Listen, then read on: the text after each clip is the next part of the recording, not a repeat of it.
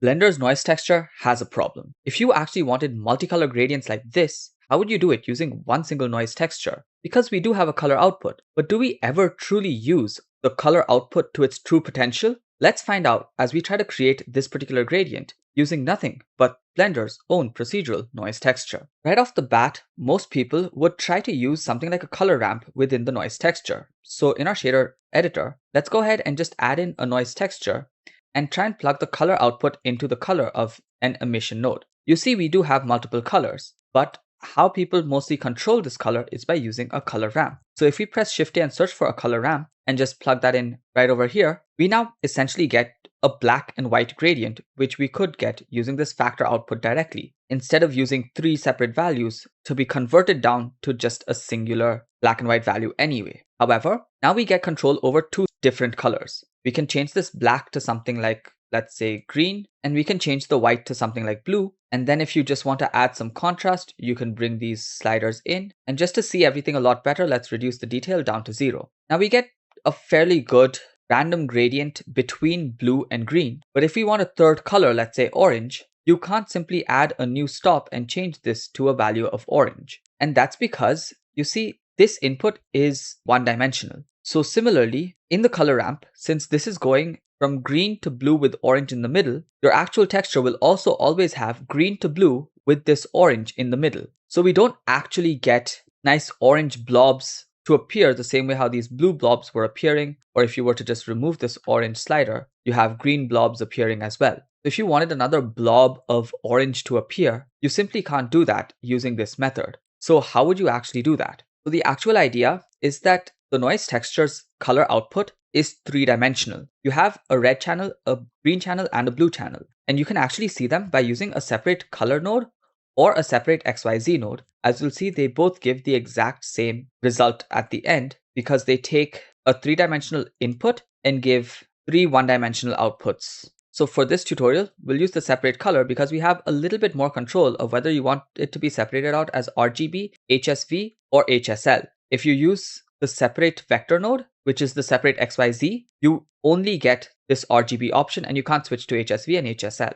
Now, if you see, we can plug the red into this factor and you should get a very similar noise field, which is different from when you had it connected directly up to the color. Similarly, if you use green, you get a similar field, but a different pattern. And in the same way, the blue gives you a different field, or at least a different pattern, but the same sort of noise. Now you can use these 3 to mix in 2 more colors. So let's press Shift D on the color ramp node and change these to, let's say, 2 other colors. Let's say we keep this as red and blue, and maybe this we can change to green and orange. Now we can take out any other socket from this separate color. So let's use the red channel over here. And then to mix these 2 together, you can use a mix color node. So press Shift A and search for mix color, plug that in right over here, plug this color into color socket B. But now for the factor, instead of just keeping it at 0.5, you can use the 3rd socket from this separate color node. Let's plug that in right over here. And that's actually all there is to it. In fact, because we actually increased the contrast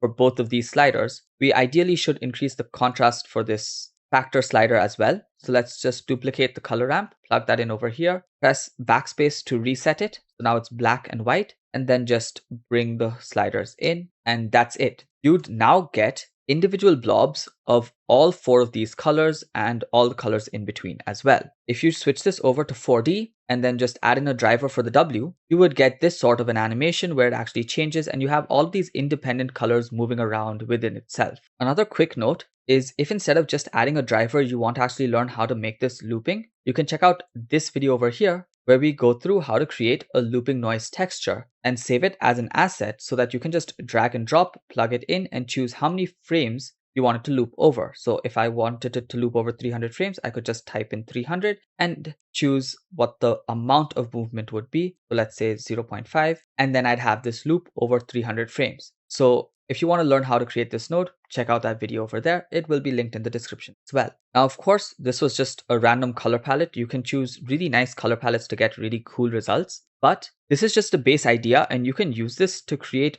really, really cool animations as well. For example, instead of having this set to linear, where you have these intermediate colors, you can actually set these to constant and just shift this over to 0.5 and then do the exact same thing for all of the others. So change it from linear to constant and a position of 0.5. And now you'd get this sort of a Musgrave texture. If you want, you could change these colors to give it that military camo look. You could also increase the scale a bit. So it's really up to you as to how you use this. And it doesn't really have to be just this. You could also keep this at something like ease and have even this one as ease, but have this as constant so that you have these smooth interpolations within the gradients, but you have a solid edge between the other gradients. So you just get some other cool effect. And you can use this in many ways like that as well. Now let's say you want to add in even more colors. Just to showcase the idea, I'll go ahead and add in 4 different colors to this as well, which might end up looking like complete chaos, but it's meant to showcase what's possible. So let's just select all of these nodes, press Shift D to duplicate them, and now go ahead and change the colors. So let's say I want a pinkish color.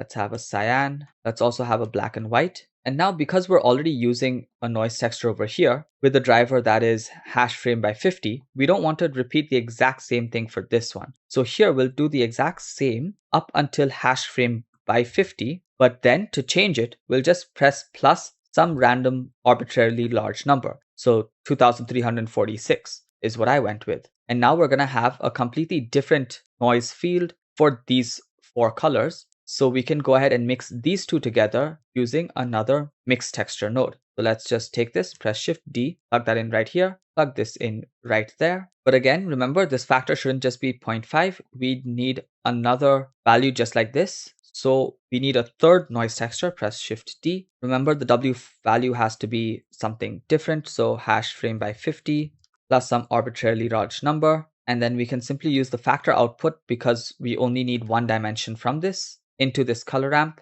and plug that into the factor. So now we have ideally all 8 of these colors being mixed in completely randomly as a real noise field with complete randomness. Now, if you want to interpolate between these, of course, you could switch these from constant to just ease for all of them, and you could get that nice glass morphism effect somewhere in between. But if you don't want to do that, another neat trick is actually using the compositor and a blur node. So you can switch the compositor to camera or always, and then you can switch this over to the compositor, press this plus button to create a new compositor node tree, and then press Shift and just search for the blur node. You can plug that in and then just increase the size up to something like 100, and you get this nice smooth blur as well in between the different colors. Now 100 might have been a little too much, go down to 50, and that just gives it this nice little defocused effect, where you also get an interpolation between these different colors. So for example, between the blue and the pink, you are getting a little bit of purple as well because of this blur. And if you increase it up to 100, you can actually see how nice that